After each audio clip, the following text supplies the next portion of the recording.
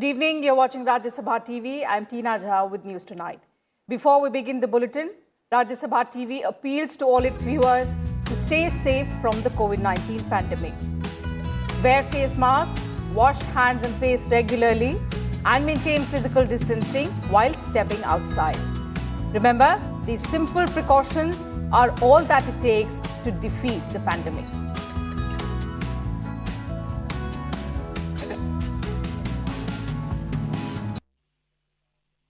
And now let's get you the headlines.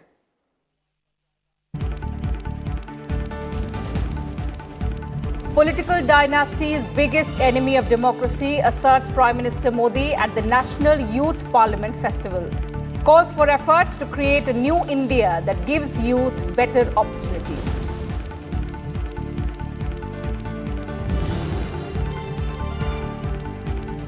Deliveries of COVID vaccine begin. Health Ministry calls the vaccine safe and economical.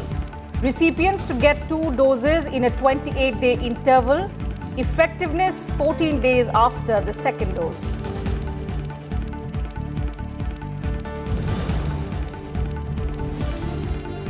The Supreme Court puts on hold implementation of the 3 agricultural reform laws, sets up 4-member expert panel to resolve standoff with the farmer organizations.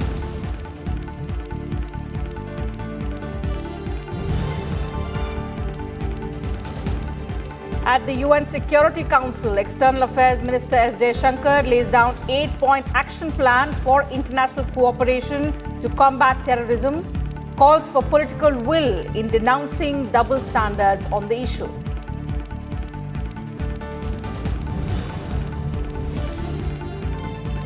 And the Indian Army, fully capable of dealing with threats posed by both China and Pakistan. Army Chief says focus is on inducting technology to meet future security challenges.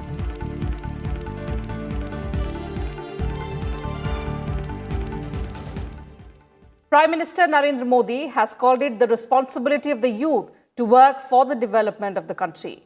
He said that in the next 25 years, India will complete 100 years of independence by 2047, and the same period, he added, will be the golden years of the lives of the young people today. Prime Minister Narendra Modi addressed the valedictory function of the 2nd National Youth Parliament Festival on Tuesday. Calling dynastic politics the biggest enemy of democracy, he said it gives rise to a new form of dictatorship that burdened the nation with incompetence. Politics देश में सार्थक बदलाव लाने का एक सशक्त माध्यम है। हर क्षेत्र की तरह पॉलिटिक्स को भी युवाओं की बहुत ज्यादा जरूरत है। नई सोच, नई ऊर्जा, नए सपने, नया उमंग, देश की राजनीति को इसकी बहुत जरूरत है। लोकतंत्र का एक सबसे बड़ा दुश्मन पनप रहा है और वो है राजनीतिक वंशवाद। राजनीतिक वंशवाद देश के सामने ऐसी ही चुनौती है जिसे जड़ से उखाड़ना है। The Prime Minister exhorted the youth to contribute constructively in politics and said honest people are getting the opportunity to serve. Vivekananda ji कहते थे कि ये सदी भारत की है। इस सदी को, भारत की सदी, हमारी युवा पीढ़ी को ही बनाना है। आप जो भी करिए, जो भी फैसला लीजिए, उसमें जरूर सोचिए कि इससे देश का क्या हित होगा। साथियों, स्वामी विवेकानंद जी कहते थे कि हमारे युवाओं को आगे आकर राष्ट्र का भाग्य विधाता बनना चाहिए। इसलिए ये आपकी जिम्मेदारी है कि भारत के भविष्य का नेतृत्व करें। He added that the new education policy is focused on individual development by providing flexibility in the course structure that will give better opportunities to the youth. आज जो देश में नई नेशनल एजुकेशन पॉलिसी लागू की गई है, उसका भी बहुत बड़ा फोकस बेहतर इंडिविजुअल्स के निर्माण पर है। व्यक्ति निर्माण से राष्ट्र निर्माण, ये पॉलिसी युवाओं की इच्छा, युवाओं के कौशल, युवाओं की समझ, युवाओं के फैसले को सर्वोच्च प्राथमिकता देती है। The Prime Minister also paid rich tributes to Swami Vivekanand on his birth anniversary and said his ideals have inspired every generation. Swami ji हमेशा कहते थे और वो इस बात पर बल देते थे, वे शारीरिक ताकत पर भी बल देते थे, मानसिक ताकत पर भी बल देते थे। वो कहते थे, muscles of iron and nerves of steel. उनकी प्रेरणा, उन्हीं की प्रेरणा से आज भारत के युवाओं की शारीरिक और मानसिक फिटनेस पर विशेष फोकस किया जा रहा है। फिट इंडिया मूवमेंट हो, योग के प्रति जागरूकता हो, या फिर स्पोर्ट्स से जुड़े आधुनिक इंफ्रास्ट्रक्चर का निर्माण, ये युवाओं को मानसिक और शारीरिक रूप से सुदृढ़ कर रहे हैं। Prime Minister Modi also emphasized that it was the responsibility of youth to work to make India self-reliant. With inputs from Akhilesh Suman, Bureau Report, RajyaSabha TV. The National Youth Parliament Festival concluded on Tuesday. Addressing the occasion, Lok Sabha Speaker Om Birla called upon the youth to fulfill the dream of a new India with confidence. Here's a report. At the conclusion of the National Youth Parliament Festival on Tuesday, prizes were given for outstanding speeches on the theme of Vocal for Local. The first prize of 2 lakh rupees went to Mudita Mishra of Uttar Pradesh, while the second and third prizes of 1.5 lakh and 1 lakh rupees each went to Ayati Mishra of Maharashtra and Avinam Mangar of Sikkim. The district level competition saw a participation of 2,34,000 youth. On the occasion, Lok Sabha Speaker Om Birla urged youth to buy made in India goods to realize the concept of a self-reliant India. हमको आत्मनिर्भर भारत बनाना है तो देश का नौजवान हमारे गांव शहर से बने हुए उन उत्पादक वस्तुओं का उपयोग करे, तब हम आत्मनिर्भर भारत बनाएंगे। और आज दिशा की ओर नौजवान बढ़ रहा है, देश बढ़ रहा है, और हमने इस छोटे से एक अभियान के रूप में जो माननीय प्रधानमंत्री जी ने शुरू किया, लेकिन दुनिया के अंदर भारत आत्मनिर्भर की एक ताकत और शक्ति के रूप में उभरा है। मेरी मातृभूमि भारत, जो मानव सभ्यता के इतिहास की आरंभिक 3 सहस्त्राब्दियों अर्थात 3000 वर्षों के लगभग संपूर्ण कालखंड में विश्व भर की सबसे समृद्ध अर्थव्यवस्था रही, जिसकी सिंधु सभ्यता की समृद्धि का शोर मेसोपोटामिया और मिस्र ने सुना, जिसके उत्पादों व हस्तशिल्प का डंका पूरे रेशम मार्ग में बजता था, और जिसके पश्चिमी तट समुद्री मार्गों के जरिए पूरे विश्व की अर्थव्यवस्था की धुरी बन गए, वही भारत आज फिर जाग उठा है। This initiative aims to encourage each and every citizen of the nation to endorse local and made in India products, not only by purchasing them, but also by promoting them with pride and dignity. Mainly knitting, crocketing, handloom and handicrafts. Sikkim under this scheme has a huge ocean of possibilities. As an organic state, small farmers and farm outlets could also have huge market value internationally. Union Ministers Ramesh Pokhriyal Nishank, Kiren Rijiju, Rajya Sabha Secretary General Deshdeepak Verma and Lok Sabha Secretary General Utpal Kumar Singh were present at the event. युवा साथियों, कौन भूल सकता है 2014 का वह दिन जब माननीय प्रधानमंत्री श्री नरेंद्र मोदी ने सदन के पटल पर पहला कदम रखने से पूर्व देश की लोकतांत्रिक व्यवस्था के सर्वोच्च मंदिर यानी संसद की सीढ़ियों पर अपना माथा टेका था, और उनका समर्पण भाव आज भी विश्व में एक मिसाल बन गया। मैं चाहता हूं कि मेरे देश का हर युवा उस लम्हे का एहसास करे और उस भाव में छिपी जिम्मेदारियों का आदर के साथ अपने अंदर समाहित करे। मुझे ये बताते हुए हार्दिक प्रसन्नता है कि इस महोत्सव में ऑनलाइन ऑफलाइन दोनों मिलाकर के 7 लाख युवाओं ने 24 विभिन्न प्रतियोगिताओं में भाग लिया। राष्ट्रीय युवा महोत्सव में इस बार चित्रकला, संगीत, नृत्य, प्रादेशिक पोशाक, दृश्य एवं अभिव्यक्ति कला, सूर्य नमस्कार। The Youth Parliament competition is part of the National Youth Festival. Over 7 lakh youth took part in the festival this year, both online and offline.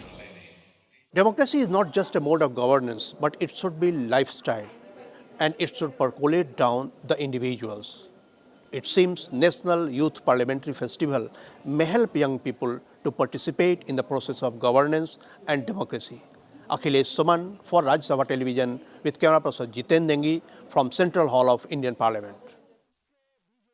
Moving on, preparations are underway for the world's biggest COVID-19 vaccination drive that will start from the 16th of January.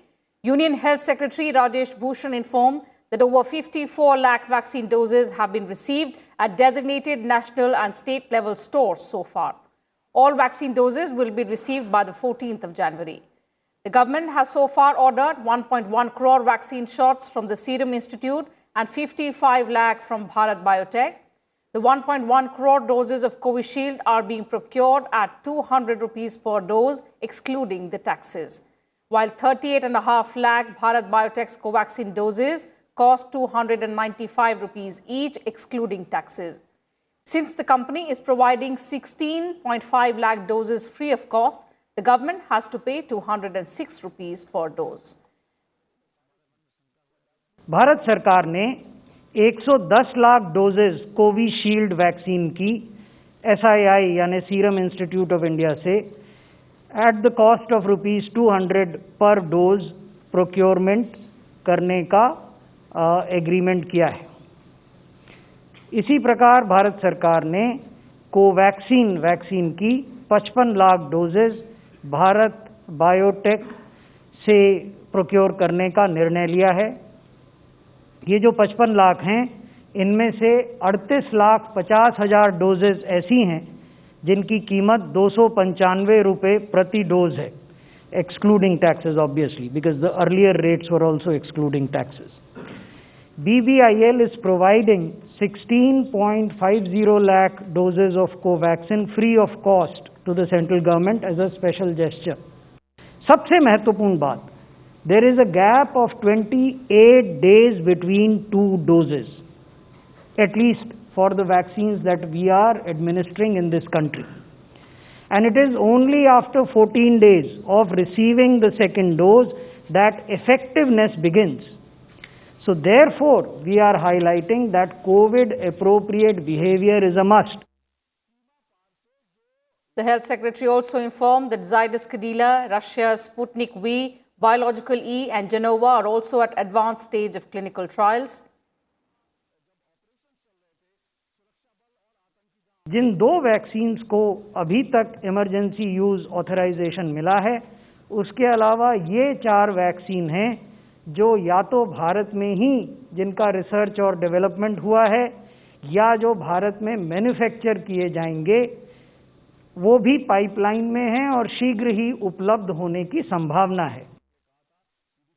The government is working closely with states and union territories to ensure a smooth vaccination drive. Healthcare workers, followed by frontline warriors and prioritized groups, will be the first ones to be vaccinated. जिनका vaccination 16 तारीख से प्रारंभ होगा, इसमें लगभग 1 करोड़ लोग हैं, उसके बाद फ्रंटलाइन वर्कर्स हैं, उसमें 2 करोड़ लोग हैं, उसके बाद प्रायोरिटाइज्ड एज ग्रुप्स हैं जिसमें 27 करोड़ लोग हैं, 50 साल से ऊपर वाले और 50 साल से नीचे कोमॉर्बिडिटी वाले लोग। Niti Aayog member Dr. V.K. Paul has urged the media to raise awareness and build confidence in people on the vaccines. He said both the vaccines, Covishield and Covaxin, are safe without significant side effects. ये दोनों vaccine safest of the vaccine हैं। इनका अगर आप data देखें, हजारों व्यक्तियों में इनको टेस्ट किया गया है, दोनों वैक्सीन को कुल मिला के अगर आप देखें तो साइड इफेक्ट्स आर नेग्लिजिबल। और किसी भी जितने भी वैक्सीन हैं हमारे, टेटनस टॉक्सर से लेके हेपेटाइटिस तक, तो उनके साथ भी अगर आप कंपेयर करेंगे तो ये उनमें कम से कम साइड इफेक्ट्स वाले, एडवर्स इफेक्ट वाले वैक्सीन है, कोई रिस्क नहीं है। Ahead of the nationwide vaccine rollout, the government has begun COVID-19 vaccine transportation process to various cities across the country. On Tuesday, the first consignment of the Covishield vaccines were dispatched from the Serum Institute facility in Pune for delivery to various locations in the country. More than 56 lakh doses of Covishield vaccine are being sent to 13 cities across the country. The locations include Delhi, Karnal, Ahmedabad, Chandigarh, Lucknow, Chennai, Bengaluru, Hyderabad, Vijayawada, Bhubaneswar, Kolkata and Guwahati.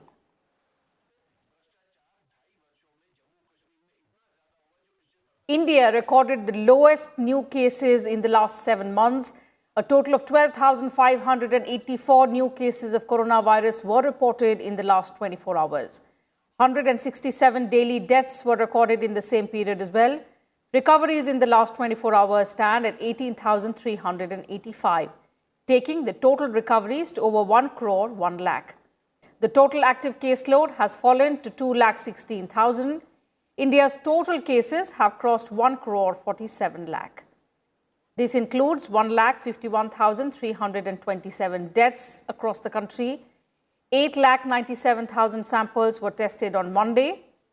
So far, across the country, 18 crore 26 lakh samples of COVID-19 have been tested. Kerala continues to report the maximum daily new cases, although a decline there as well, numbering 3,110 in the last 24 hours. Maharashtra recorded 2,438 new cases, while Chhattisgarh reported 853 new cases yesterday. Maharashtra reported the highest number of deaths among states at 40, while Kerala and West Bengal followed with 20 and 16 new deaths respectively. The Parliamentary Standing Committee on Health and Family Welfare met on Tuesday. The Union Health Secretary and the ICMR DG deposed before the panel to brief its members. Family Welfare met on Tuesday. It heard from the officials of the Department and Secretary on vaccine development, distribution, management and mitigation of the COVID-19 pandemic. The drug regulator, DCGI, has cleared 2 vaccines, Serum Institute's Covishield, developed in partnership with the Oxford University and AstraZeneca, and Bharat Biotech's Covaxin. India is set to initiate the world's largest vaccination program on 16th January. Priority will be given to 1 crore healthcare workers and 2 crore frontline staff like doctors, community health workers and police directly involved in fighting the pandemic. The next group are people over 50 years of age, followed by those under 50 with comorbidities. Around 30 crore people will be vaccinated in the first phase. Kriti Mishra's report for RajyaSabhaTV. As the budget session of Parliament is set to begin on the 29th of January, Rajya Sabha Chairman M. Venkaiah Naidu has issued a direction on the number of notices of amendments to the motion of thanks on the President's address. Here's a report. Chairman M. Venkaiah Naidu on Tuesday issued a direction on the number of notices of amendments that can be made to motion of thanks on the President's address. The direction says that if any member desires to move amendments to the motion of thanks on the address by the President, he or she shall be permitted to move not more than 10 amendments. In case the number of notices of amendments to the motion of thanks exceeds 10, either individually or jointly, only the first 10 admissible amendments shall be taken into consideration unless the member has indicated the priority. Article 87 provides for the special address by the President. No other business is transacted till the President has addressed both Houses of Parliament jointly. The address contains a review of activities and achievements of the government in the previous year. It also sets out policies, projects and programs that the government of the day wishes to pursue. Discussion on the President's address takes place on a motion of thanks moved by a member and seconded by another member. Notices of amendments to the motion of thanks on the President's address can be tabled after the President has delivered his address. Such amendments refer to matters contained in the address as well as matters which, in the opinion of members, the address has failed to mention. Kriti Mishra's report for Rajya Sabha TV. In the other big story of the day, External Affairs Minister S. Jaishankar has said that terrorism continues to be the gravest threat to mankind. He participated in the United Nations Security Council open debate on international cooperation in combating terrorism 20 years after the adoption of 1373 on Tuesday. This was the first time that Jaishankar made an intervention in the UNSC after India has assumed membership on the 1st of January this year. Speaking at the meeting, the minister presented an 8-point action plan to combat terrorism. He said linkages between terrorism and transnational organized crime must be fully recognized and addressed vigorously. Listen in. All member states must fulfill their obligations enshrined in international counter-terrorism instruments and conventions. 2. We must not countenance double standards in this battle. Terrorists are terrorists. There is no good or bad distinction. Those who propagate this only have an agenda, and those who cover up for them are just as culpable. 3. Accordingly, we must reform the working methods of the committees dealing with sanctions and counter-terrorism. Transparency, accountability, and effectiveness are the need of the day. Vice President M. Venkaiah Naidu has called upon the hospitality industry to fully leverage tourism potential to enhance India's soft power globally. He was addressing the Institute of Hotel Management in Goa. Referring to the Indian concept of Atithi Devo Bhava, the Vice President said that our culture, our cuisine, and our welcoming attitude towards foreigners can help in attracting more visitors to the country. While noting that the sector was the hardest hit by the COVID-19 pandemic, the Vice President expressed confidence that the slowdown will be temporary and the hospitality industry will bounce back. It has definitely caused a big setback to global tourism sector, COVID. I am confident the slowdown caused by the pandemic will be temporary and the tourism and hospitality industry will bounce back. We are seeing already people started coming, even to Goa. After remaining confined to their homes for a long time period, people will be naturally eager to travel for pleasure once the situation returns to normalcy. It will naturally provide a huge opportunity to put the Indian tourism industry back on rails, and all the stakeholders, including institutes of hotel management, will have a major role in contributing towards the revival of tourism and hospitality industry. India has a robust domestic tourism market, which could certainly help soften the impact as compared to nations that rely solely on international tourists. Promoting domestic tourism is very important. Promoting domestic tourism has attention at the highest level of the government because the Prime Minister himself, Sri Narendra Bhai Modi, has given a call. Time and again, he is appealing to fellow citizens to travel and explore the country. The Vice President advised the hospitality industry to follow health protocols in order to gain the trust of the tourists. He also urged the people to give preference to visiting local tourist destinations, starting with their neighboring states. India has almost 26 million outbound tourists. 26 million Indians go out. I assume that the immediate post-COVID phase, most of them would prefer to travel local. This presents a huge opportunity for Indian hospitality industry. India has over 200 beaches. Goa, you have beautiful 38 UNESCO World Heritage Sites and 68 protected areas which can attract significant tourism activity. The government on its part is taking all the measures to boost domestic tourism. Schemes such as Swadeshi Darshan and Prasad, both the state and central governments, they must work together collaboratively and then promote tourism sector through all possible means, including tax incentives and concessions. Rajya Sabha Secretary General Desh Deepak Verma attended a yoga session organized for workers and employees of the Rajya Sabha Secretariat. The Secretary General shared his personal experiences with yoga as well. He performed yoga asanas and explained their benefits in curing diseases. Later, he spoke to RajyaSabhaTV correspondent Mohammad Fateh Tipu. Let's listen. हमारे साथ राज्यसभा के महासचिव देश दीपक वर्मा जी हैं। Sir, ये जो yoga fasting जो Planck का आपने अभी साझा किया है, किस तरह से फ़ायदेमंद है आपके लिए? देखिए, मैं ये मानता हूँ कि वर्क प्लेसेस में आज बहुत सारे यूरोपियन कंट्रीज़ में ये तरीका आ गया है कि हम वर्क प्लेस पे भी एक्सरसाइज कर्मचारियों से, अधिकारियों से कराते हैं, ताकि क्योंकि अगर अच्छे स्वस्थ हमारे लोग रहेंगे शासन में काम करने वाले, सरकारी कार्यालयों में, राज्यसभा सचिवालय में, तो उनका आउटपुट भी अच्छा होगा, रिजल्ट्स अच्छे होंगे और सबसे बड़ी बात कि उनकी माइंड में पॉजिटिविटी आती है। कितने दिन की प्रैक्टिस ये है जो आप इस लेवल पे आ सके और कितना आपको इससे फ़ायदा हुआ, वज़न कितना आपका कम हुआ? मैं पहले तो जब प्लैंक करना शुरू किया था तो मैं 15 सेकंड से ऊपर नहीं कर पाता था। अब मुझे करते हुए लगभग 7-8 महीने हो गए होंगे और मैंने करीबन अपना जो वज़न है, वो इम्पॉर्टेंट बात है कि वज़न जो हमने लूज़ किया वो इंचेस में लूज़ किया।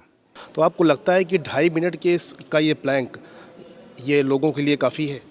देखिए, मैं साइंटिस्ट तो हूँ नहीं, लेकिन मैं अपने अनुभव से कह रहा हूँ कि मेरे साथ ऐसा हुआ और बहुत ही जादुई ढंग से हुआ।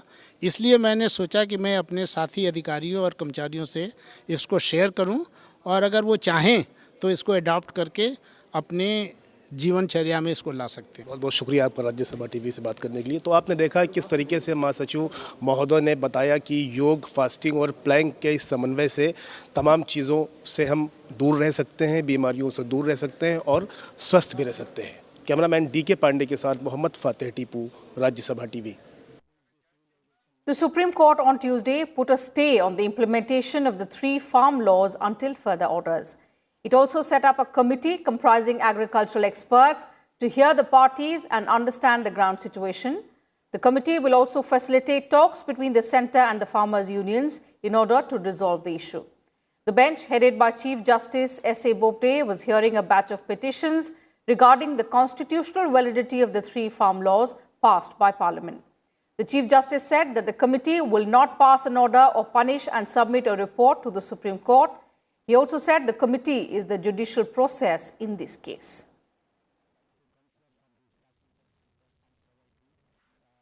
Army Chief General Manoj Mukund Narwane has said Pakistan and China together form a potent threat to the country. However, he asserted that India is ready to meet any eventuality and has maintained high level of preparedness. Addressing a press conference ahead of Army Day, General Narwane expressed hope for India and China to reach an agreement for disengagement and de-escalation based on an approach of mutual and equal security. He also said that Indian troops are maintaining high level of alertness all along the line of actual control and not just in Ladakh.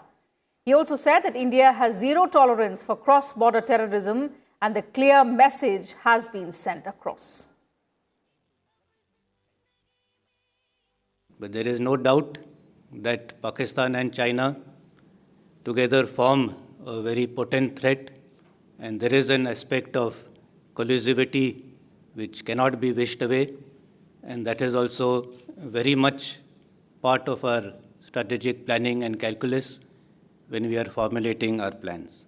We are alert and ever ready to meet any challenges.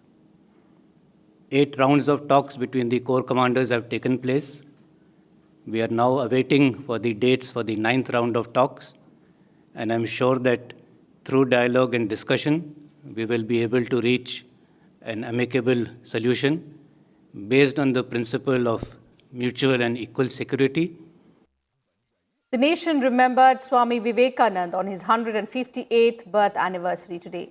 The President, the Vice President and the Prime Minister paid tributes to Swami Vivekanand on the occasion.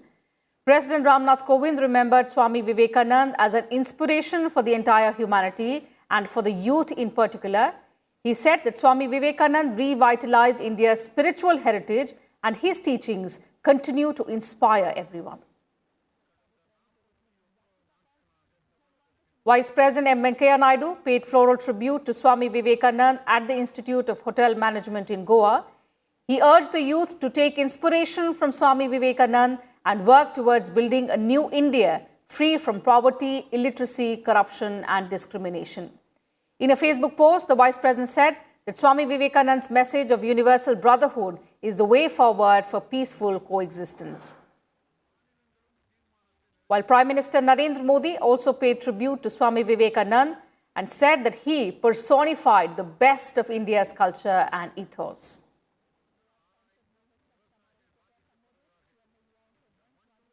And before we leave, RajyaSabhaTV once again appeals to all its viewers to stay safe from the COVID-19 pandemic.